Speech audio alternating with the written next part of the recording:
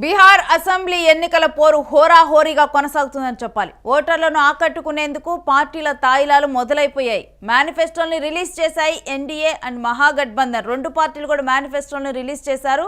ఓటర్ల మీద వరాల జల్లు కురిపిస్తున్నాయి రెండు మేనిఫెస్టోలు కూడా. సంకల్ప పత్రం పేరుతో ఎన్డీఏ మేనిఫెస్టోను రిలీజ్ చేసింది. ఇక 1 కోటి ఉద్యోగాలు కల్పిస్తామంటూ కూడా ఎన్డీఏ హామీ ఇచ్చింది. ఈబీసీలకు 10 లక్షల సాయం చేస్తామంటూ ప్రకటన చేసింది. ఇక నమ్మశక్యం కాని హామీ ఇచ్చారు తేజస్వి యాదవ్. అధికారంలోకి వచ్చిన 20 రోజుల్లోనే ఇంటికో ప్రభుత్వ ఉద్యోగం అంటూ ప్రకటన చేశారు. తేజస్వి ప్రాణ్ పత్ర పేరుతో మేనిఫెస్టో రిలీజ్ చేసింది మహాగఠబంధన్. ఇక ఈ విధంగా కూడా ఇప్పుడు రెండు మేనిఫెస్టోలు కూడా రిలీజ్ అయిపోయి రెండు పార్టీలు కూడా ఏ పార్టీకి ఓటేస్తే మీకు ఏం లభిస్తుందో అంటూ కూడా ప్రజలకు తాయిలాలు చెబుతూ ఉన్నారు.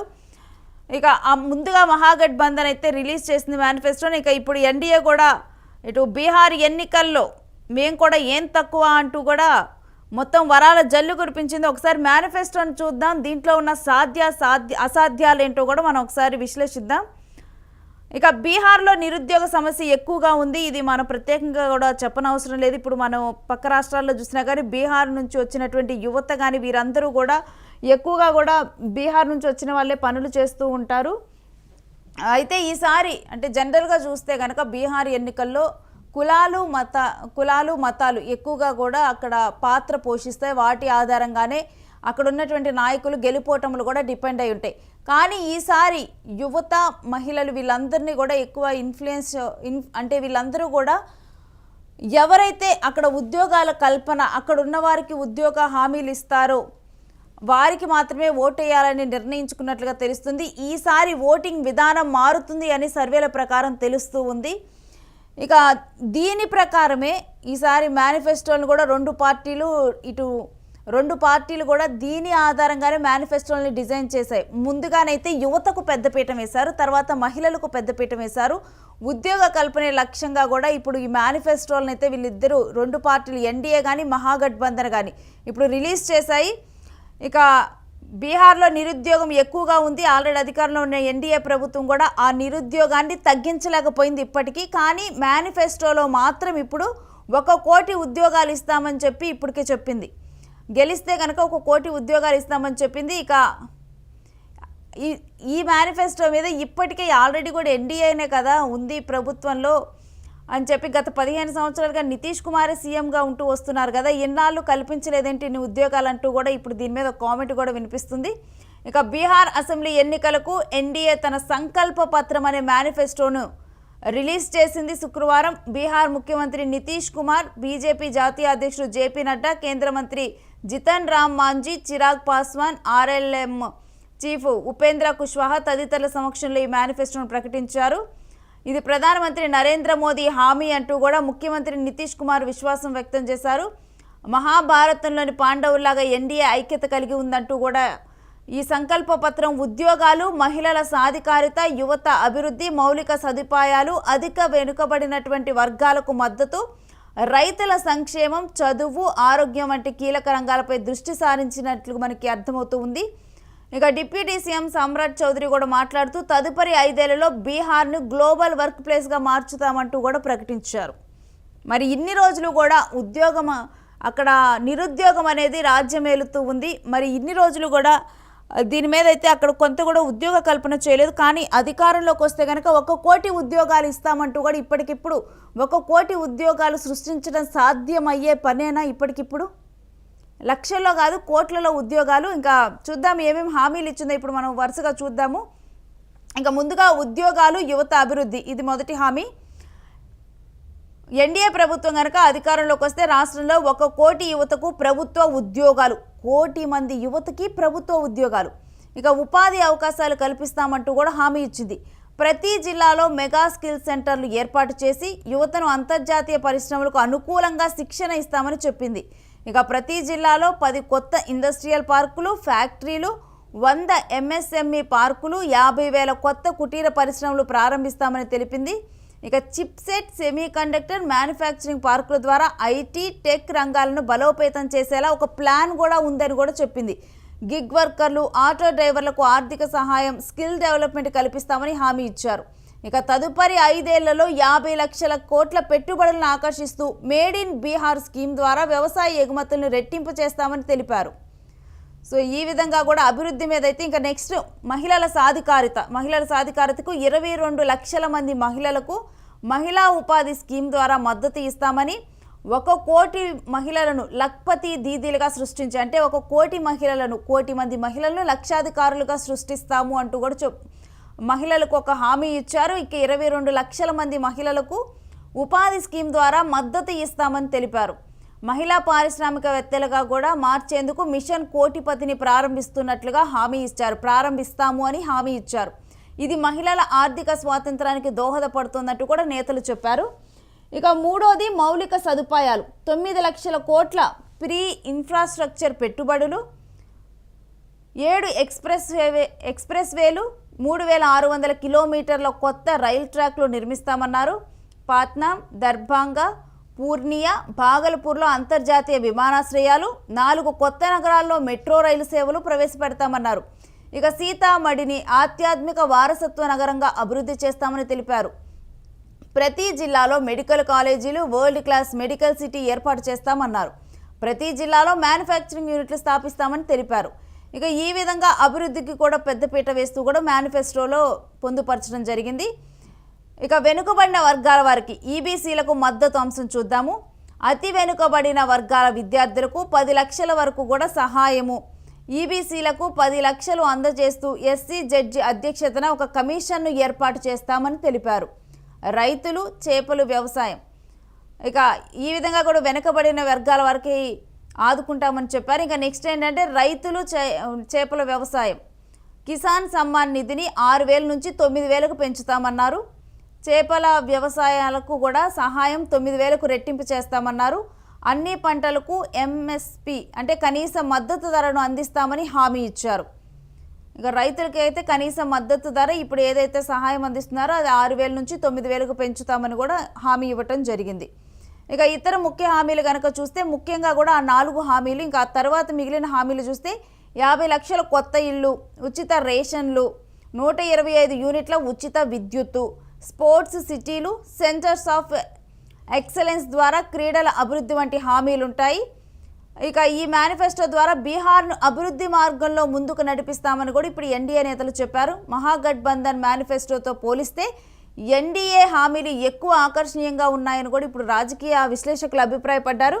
అయితే ఇప్పటికే అధికారంలో ఉండి ఇవన్నీ ఎందుకు చేయలేదనే ప్రశ్నలు జనాల నుంచి వస్తున్నాయి. ఇక ఎన్నికలు నవంబర్లో 2 దశల్లో కూడా జరుగుతాయన్న విషయం మనకి తెలిసిందే.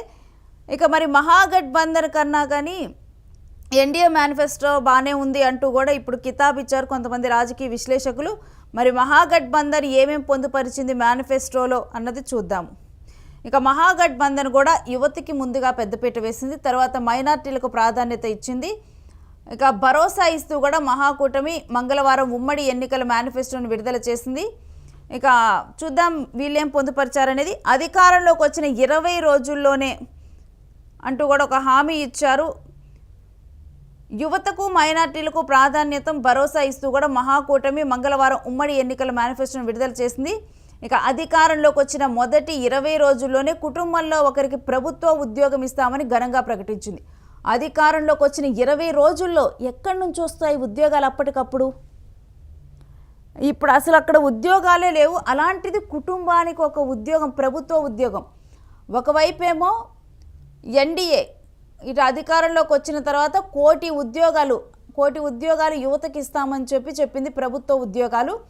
ఎన్డీఏ మహాగఠబంధన్ ఒక అడుగు ముందుకేసింది. 20 రోజుల్లోనే మొత్తం ఇంటికొక ఉద్యోగం వస్తుందంట, ప్రభుత్వ ఉద్యోగం. ఇది సాధ్యమయ్యే పనేనా? మీకేమనిపిస్తుందో ఈ హామీ మీద అన్నది కూడా యూటీవీ కామెంట్ బాక్స్లో చెప్పండి. ఇక ఈ విధంగా కూడా 25 అంశాలతో కూడిన ఈ మేనిఫెస్టోలో ఇదే అగ్రస్థానంలో ఉంది. అంటే యువతకు ముందుగా పెద్దపీఠం వేశారు.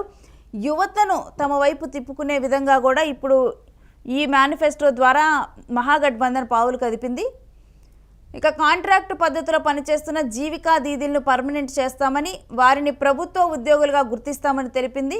నెక్స్ట్ మహిళలకి పెద్దపీట వేసింది. అంటే మహిళలను ఆకర్షించే విధంగా కూడా మేనిఫెస్టోలో పెట్టింది.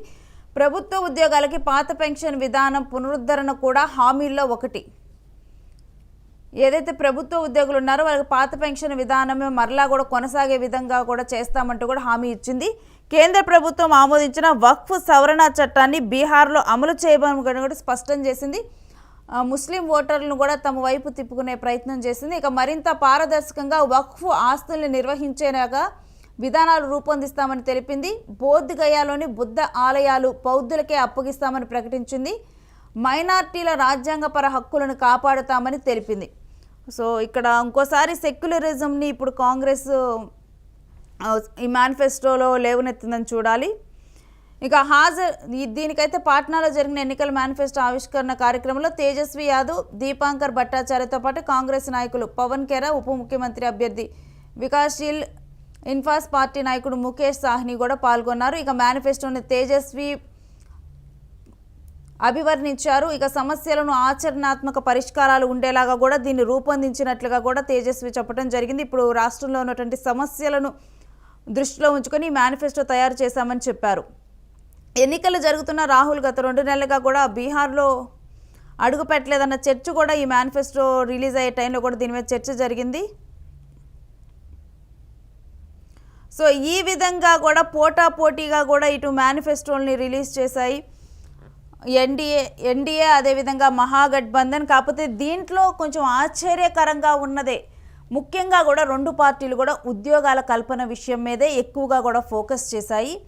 యువతను ఆకట్టుకునే విధంగానే, ఎందుకంటే ఈసారి బీహార్లో ఉన్న ప్రజలు ఏం కోరుకుంటున్నారు అన్నది కూడా వాళ్ళ పల్స్ని అయితే పట్టుకోవడం జరిగింది. 2 పార్టీలు కూడా అక్కడున్నవారు కోరుకుంటుంది కూడా ఇప్పుడు అక్కడున్న వారందరూ కూడా వలసలు వెళ్ళిపోవటం, ఈవెన్ పెళ్ళిళ్ళు అయిపోయిన తర్వాత కూడా వాళ్ళ ఇంట్లో ఉన్నటువంటి మగవాళ్ళు వలస వెళ్ళి వేరే ప్రాంతంలో పనిచేసి వాళ్ళకి డబ్బులు పంపిస్తుంటే అక్కడ మహిళలు ఒంటరిగా ఉండాల్సిన పరిస్థితి, ఇలాంటి పరిస్థితులు ఇప్పుడు బీహార్లో కనిపిస్తూ ఉన్నాయి.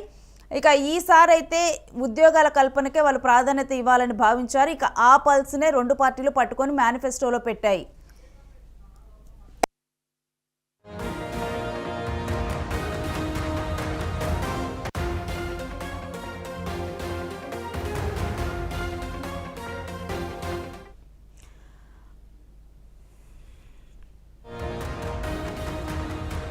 సో రెండిట్లో కూడా మొదటి అంశం యువతే.